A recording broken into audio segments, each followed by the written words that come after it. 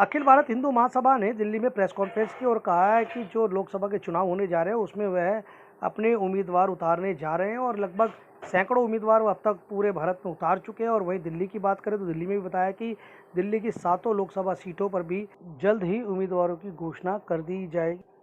दक्षिण भारत के 72 उम्मीदवारों की लिस्ट भी आज अखिल भारत हिंदू महासभा ने जारी की है। साथ साथ उन्होंने नए वर्ष की भी शुभकामनाएं दी, नवरात्रों की भी शुभकामनाएं दी जनता से। और साथ साथ उन्होंने ये भी बताया कि इस भारत में, पूरे भारतवर्ष में 140 करोड़ जो लोग रह रहे हैं वह सभी के सभी हिंदू हैं। अखिल भारत हिंदू महासभा ने प्रेस कॉन्फ्रेंस में ये भी बताया है कि शिक्षा और स्वास्थ्य में अभी भी बहुत कमियां, उनको भी दूर किया जाएगा और साथ साथ जो पेंशनें बंद हो गई हैं उनको भी बहाल किया जाएगा। चलिए आपको सुनाते हैं प्रेस कॉन्फ्रेंस में और क्या क्या कहा। राजेंद्र सवानी जी, आज दिल्ली में आज आपने प्रेस कॉन्फ्रेंस की है, किन किन मुद्दों को लेकर आज प्रेस कॉन्फ्रेंस की? सबसे पहले मैं हिंदू नव वर्ष, चैत्र मास का जो हिंदू नव वर्ष है उसके लिए और बाबा साहब डॉक्टर भीमराव अम्बेडकर जी की जयंती के लिए और बैसाखी के लिए, नवरात्रों के लिए मैं सभी देशवासियों को, सबको मैं हार्दिक शुभकामनाएं देना चाहता हूं। नव वर्ष की बहुत बहुत शुभकामनाएं सभी को। हिंदू महासभा जो है ये दिल्ली की 7 सीटों के लिए अभी प्रत्याशियों से हमारी चर्चा चल रही है और हम इस जो नौरते के अंदर, हम नवरात्रि के अंदर हम ये तय करने वाले हैं कि हम 7 सीटों पर हम अपने कैंडिडेट जो है हम यहाँ पर उतारेंगे। तो क्या लगता है आपको कि आपका अखिल भारत हिंदू महासभा पूरी 7 सीटों पे दिल्ली में कैंडिडेट उतारेगा? और क्या क्या चुनौतियां आपके सामने, जिस तरह से कांग्रेस पार्टी और आम आदमी पार्टी का अलायंस हुआ है, बीजेपी अपनी प्रमुख दावेदारी ठोक रही है, उसमें अखिल भारत हिंदू महासभा की क्या स्थिति है? देखिए, ऐसे है, जो बीजेपी है या कांग्रेस है या एनडीए है, हर पार्टी की अपनी अपनी रणनीति है और अपनी अपनी रणनीति के तहत सभी अपने लिए और चुनावी मैदान में आएंगे, ठीक है। लेकिन हमारा हिंदू महासभा जो है, हम अपने एजेंडे को लेकर आएंगे और हमारा एजेंडा जो रहा है वो शुरू से ही, हमारा पहला एजेंडा तो हिंदू हितों की रक्षा के लिए है और हम हिंदुओं के लिए काम करने के लिए हम उत्सुक रहेंगे हमेशा ही। ये तो हमारा प्रमुख एजेंडा है हिंदू महासभा का। इसके अलावा हम सभी लोगों के लिए यहाँ पर एक ऐसा वातावरण बनाना चाहते हैं जिससे वास्तव में सबका विकास हो, सभी का वास्तविक विकास हो, बातों का विकास नहीं, वास्तव में विकास हो। सबसे पहले ये कि दिल्ली के अंदर जो बुजुर्गों की पेंशन बंद पड़ी है, हम अगर आए तो सबसे पहले हम बुजुर्गों की पेंशन चालू करेंगे। विधवाओं की पेंशन जो है बंद पड़ी है उसको हम चालू करेंगे। इसके अलावा आज जो हमारे जो मेडिकल के अंदर जो हमारे अस्पतालों का हाल है, वो जो अस्पतालों का, डिस्पेंसरियों का जो हाल है, जहाँ पे दवाएं और डॉक्टर की जो स्थिति है उनको अब और बेहतर करेंगे, इतना बेहतर करेंगे कि लोगों को इससे राहत पहुंचे। इसके अलावा मेडिकल के ऊपर जो टैक्स लगे हुए हैं, मेडिकल में जो टैक्स लगे हुए हैं और एजुकेशन के अंदर जो विशेष तौर पे जो एजुकेशन में टैक्स लगे हुए हैं, आज एजुकेशन का ये हाल है कि 18% का टैक्स जो है वो लगा हुआ है बच्चों की कापी किताबों के ऊपर, उनकी फीस के ऊपर, कॉलेज फीस है, इंस्टीट्यूटों की फीस है। हम इसको तो खत्म ही करेंगे। ये तो एक बहुत ही असंवैधानिक है और इसमें विकास कुछ नहीं हो रहा है। जो 18% टैक्स लग रहा है, इसमें विकास कहाँ से हो रहा है? ये तो विनाश हो रहा है बच्चों का। तो हम अगर आए तो सबसे पहले हम 18% टैक्स खत्म करेंगे ये, और मेडिकल के टैक्सों को घटाया जाएगा ताकि सभी गरीब से गरीब आदमी जो है अपना उपचार जो है अच्छे तरीके से कर पाए और सभी को शिक्षा जो है वो आसानी, सस्ती और सुलभ जो है सस्ता शिक्षा सबको प्रॉपर तरीके से मिल पाए।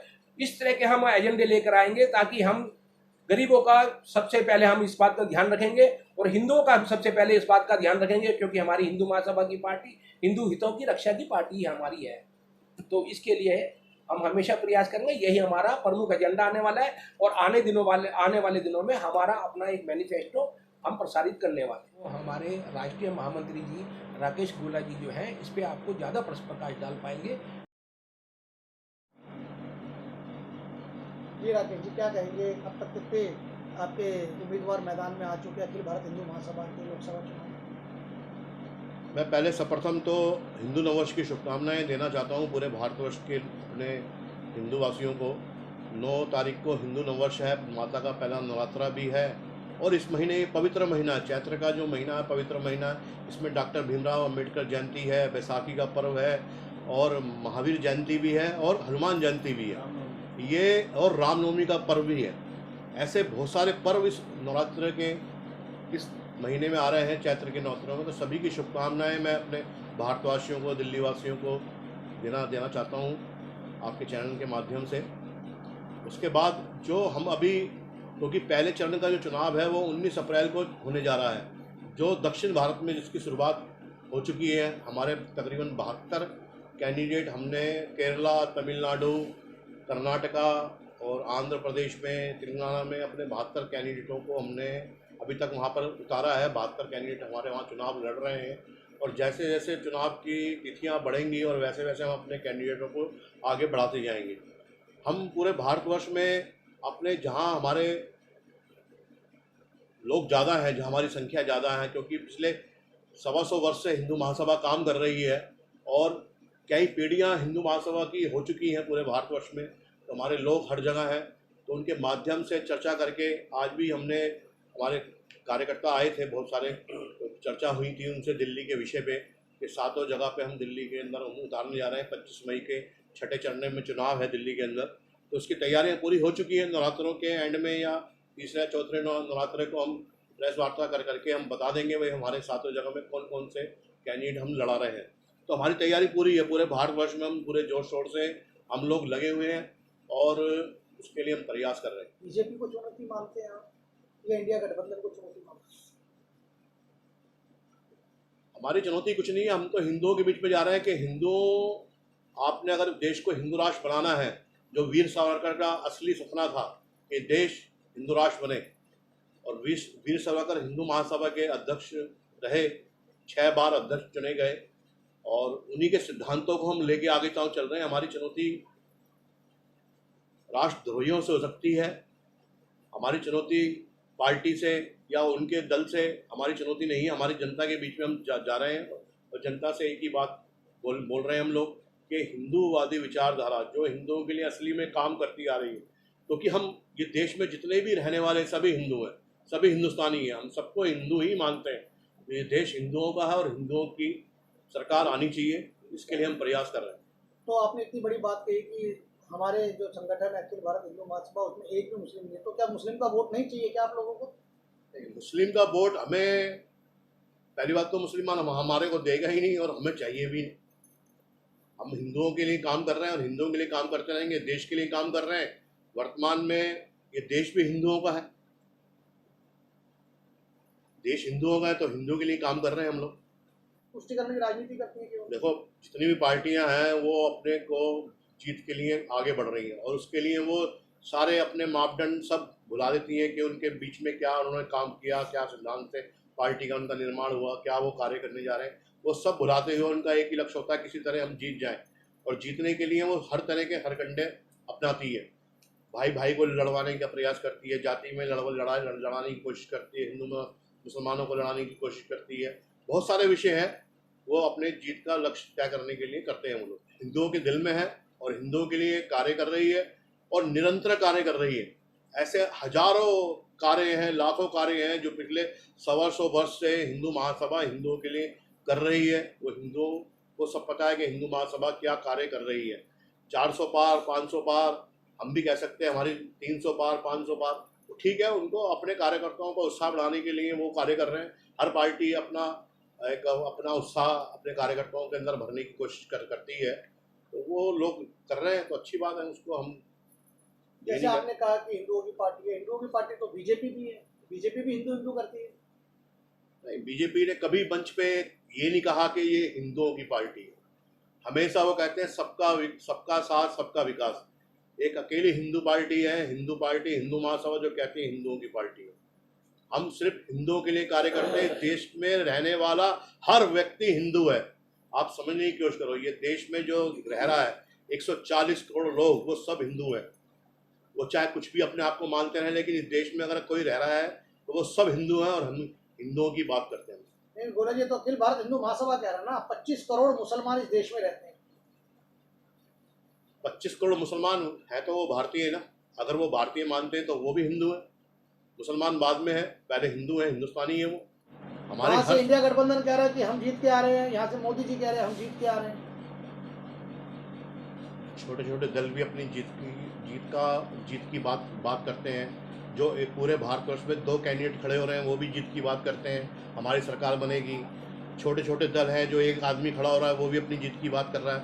हम तो पूरे भारतवर्ष में तकरीबन 200-300 कैंडिडेट हमारे खड़े हो रहे हैं। जितने भी जीतेंगे और जितने भी जीतेंगे वो सब हिंदुओं के लिए काम करेंगे, हिंदुस्तान के लिए काम करेंगे, भारत को वैभवशाली गौरवशाली बनाने के लिए काम करेंगे। और यही हमारा लक्ष्य है पिछले कई वर्षों से। पर आरोप लगता है सरकार पे हम्म। कि ये एजेंडे सेट कैसे होते हैं कि मैं इतनी सीट लेकर आ रहा हूँ। जैसे अभी बात करें बीजेपी की, बीजेपी ने कहा इस बार 400 पार, और फिर वहीं आरोप लगता है कि ईवीएम मशीन में कहीं ना कहीं घोटाला है, घपला है, मशीन में कहीं सेटिंग नहीं पड़ी है। लेकिन बात करें अदर स्टेट की तो बीजेपी वहाँ भी चुनाव हार जाती है, वही मशीन लगती है। देखो, मशीनों का मामला तो ऐसा है कि जहाँ जो हारता है वो कहता है ये घपला है, जो जीतता है वो कहता है घपला नहीं है। लेकिन ये चुनाव आयोग को देखना है कि इस बार ऐसा ना हो, कोई ऐसा मुद्दा ना बने कि विपक्ष या पक्ष बोले कि भाई ईवीएम में गड़बड़ी हो गई, इस कारण से इतनी सीटें कम हो गई और इतनी ज़्यादा हो गई। 400 बोली थी 200 रह गई, 400 बोली थी 440 आ गई। तो ऐसा नहीं होना चाहिए। ये चुनाव आयोग को देखना है कि हम जो चुनाव करा रहे हैं इस लोकतंत्र में, भारत एक लोकतांत्रिक देश है और 140 करोड़ लोग इस देश में रहते हैं, तकरीबन 96 करोड़ लोग मतदान करेंगे। तो ये चुनाव आयोग का एक बहुत बड़ी भूमिका इस भारतवर्ष में है कि वो निष्पक्ष चुनाव हो और कोई भी उस पर उंगली ना उठा सके। ये चुनाव आयोग का अखिल भारत हिंदू महासभा क्या कहता है कि मशीन को टेम्पर्ड किया जा सकता है क्या? जो मशीन आई है वोटिंग मशीन, उसमें कहीं ना कहीं धांधलेबाजी है या नहीं? जब इतने सारे दल मिलके वर्तमान में जो सत्ता में बैठे हुए हैं वो भी दल आने वाले 10 साल पहले विरोध करते थे कि भाई ईवीएम से चुनाव नहीं होना चाहिए, बैलेट पेपर से चुनाव होना चाहिए। तो चुनाव आयोग को इसकी संज्ञान लेना चाहिए कि भाई बैलेट पेपर पे अगर चुनाव निष्पक्ष हो सकता है तो बैलेट पेपर पे चुनाव होना चाहिए। मतलब जब सारे दल जो वर्तमान में सत्ता में है वो भी बोला करता था 10 साल पहले, तो अभी भी बैलेट पेपर पे चुनाव हो सकता है, क्यों नहीं हो सकता? अच्छा, और मेरा आखिरी सवाल ये है कि जैसे आप हिंदू की बात करते हैं, बीजेपी भी हिंदू की बात करती है, तो इसमें डिफरेंस कहाँ है? अखिल भारत हिंदू महासभा का हिंदू अलग है और बीजेपी का हिंदू अलग है। नहीं, हिंदू एक ही, हम सब सनातनी है। बीजेपी और हिंदू महासभा, अब बीजेपी तो 82 में बनी, हिंदू महासभा 1882 में बनी, कितना फर्क है ना, 100 साल का अंतर है। तो हिंदू महासभा का जो हिंदू है वो कौन सा हिंदू और बीजेपी का हिंदू है वो तो बीजेपी बताएगी। हमारा हिंदू तो एक ही हिंदू है। ये देश हिंदुस्तान हिंदुओं का है और हिंदुओं का ही होना चाहिए। ये देश हिंदू राष्ट्र होना चाहिए, इसके लिए प्रयास करना चाहिए। जैसे वर्तमान में जनसंख्या नियंत्रण कानून के लिए पिछले हम 10 वर्षों से आवाज़ उठा रहे थे कि जनसंख्या नियंत्रण कानून तुरंत से तुरंत लागू होना चाहिए, जो लागू नहीं हुआ। तो वो भी हमारा इस चुनाव में विशेष मुद्दा है। हमारे जो कैंडिडेट है उस मुद्दे को लेके जाने वाले जनता के बीच में कि भाई अगर हमारे कुछ लोग चुन के आते हैं, हम 300 लोग खड़े करते हैं, उसमें 20, 25, 50, 100 चुन के आते हैं, तो वो हमारा समर्थन उसी को जाएगा जो उस मुद्दे पे काम करेगा। तो ये हमारा एक लक्ष्य है कि भारत में जो है जनसंख्या नियंत्रण कानून लागू हो और देश हिंदू राष्ट्र घोषित हो। क्योंकि हिंदू पूरे भारतवर्ष में क्या पूरे वर्ल्ड में एक ही देश हिंदुओं का ये है, और ये भी अगर हिंदू राष्ट्र नहीं हुआ तो फिर कोई नहीं होगा। 2 बार से यहाँ दिल्ली के पूरे 7 के 7 सीटों पर कब्जा है, तो क्या लगता है कि बीजेपी को टक्कर दे सकोगे आप? किस तरीके से बीजेपी को आप चैलेंज कर पाओगे? देखिए, ऐसा है, हम अपना काम करेंगे, हमें अपना काम करना है और जनता के बीच में ले जाकर और हम ये बताएंगे कि हम क्या करना चाहते हैं। सीधी बात है। रही बात बीजेपी के 7 कैंडिडेटों की, तो बीजेपी को अपने कैंडिडेटों पर खुद भी भरोसा नहीं है। ये अगर खुद भरोसा होता तो बीजेपी 7 सांसदों में से 6 सांसदों का टिकट नहीं काटती। केवल मनोज तिवारी जी है उनको टिकट मिला, बाकी 6 सांसदों को बीजेपी ने ही टिकट नहीं दिया। क्योंकि बीजेपी भली बात ही जानती है कि उनके एमपीओ ने क्या काम किया है और क्या काम नहीं किया। तो हमें इस बात में नहीं जाना, हमें तो ये जान देखना है, अपना काम बताना है हमारे को। बाकी काम तो बीजेपी के जो नकारा नेता थे उन्होंने कर ही दिया है। उसमें जब तो उन्हें टिकट नहीं मिला, बीजेपी ने खुद टिकट नहीं दिया उनको, तो उसमें हमें क्या बताना है। लेकिन 400 पार कह रहे हैं इस बार। 400 मैंने तो पहले भी बोला है कि चुनावी जुमला दे सकते हो, क्या दिक्कत है? 800 पार करो ना, करो। वो अपने कार्यकर्ताओं को तो खुश करना है आपको। और वही बात करूं मैं, हरियाणा की सीएम भी बदल दिया जाता है वहाँ पे हरियाणा में। हरियाणा का सीएम जो खट्टर जी को बदला गया है, तो और खाली ये खट्टर जी को थोड़ी बदला गया है, अगर पूरे हिंदुस्तान में देखेंगे तो 100 सांसदों से ज्यादा, 100 एमपीओ का टिकट काटा गया है, इससे ज्यादा का टिकट काटा गया है। तो ये सिद्ध करता है कि जो बीजेपी के जो एमपी थे, जिनके ऊपर विश्वास नहीं था या जिन्होंने अपने 5 साल के कार्यकाल में काम नहीं किया विद खट्टर जी, तो वो बीजेपी ने उनको उठा के बाहर करा था। अब उनको पता है कि ये काम उन्होंने नहीं करा, जब तो इनको चेंज तो किया है। आप ये मानते हैं कि दिल्ली के अंदर 6 सांसदों का टिकट काट देने से बीजेपी कहीं ना कहीं हार की तरफ है और इसका फायदा अखिल भारत हिंदू महासभा को मिलना चाह रहा है, आप ऐसा बोल रहे हैं? देखिए, ये बात तो तय है कि इस बार दिल्ली के अंदर 7 सांसद नहीं आएंगे, ये तो मैं निश्चित तौर पे आपको बता दूं। इसका फायदा जब 7 सांसद नहीं आएंगे तो कहीं ना कहीं तो दूसरे दलों को फायदा होगा ही होगा। तो मैं आपकी बात करूं, हाँ, तो उसमें हमें भी फायदा हो सकता है, हमारा को पूरा विश्वास है हमें भी फायदा होगा, इसमें कोई कहने की बात नहीं है। तो आपको पूर्ण विश्वास है? बिल्कुल पूर्ण विश्वास है, हमारा सभी पार्टियों को विश्वास है। जब हम चुनाव लड़ने जा रहे हैं तो किसी विश्वास पर ही तो जाएंगे, हमें विश्वास है इसीलिए लड़ रहे हैं। आपने और हमें जनता पता से है, बात करी, जनता के बीच भी आप गए, तो उनमें रुझान क्या रहा कि देखिए 10 साल हो क्या रहा? गए, 10 साल हो गए। जनता चाहती क्या आपसे, अगर पार्टी के नुमाइंदा आप जा रहे हुए थे? देखिए 10 साल हो गए, 10 साल के अंदर बीजेपी की एंटी इनकम्बेंसी बन रही है, इसमें कोई शक नहीं है। ये बात बीजेपी भी भली भांति जानती है, इसीलिए दिल्ली के अंदर 6 सांसदों का टिकट काटा गया है।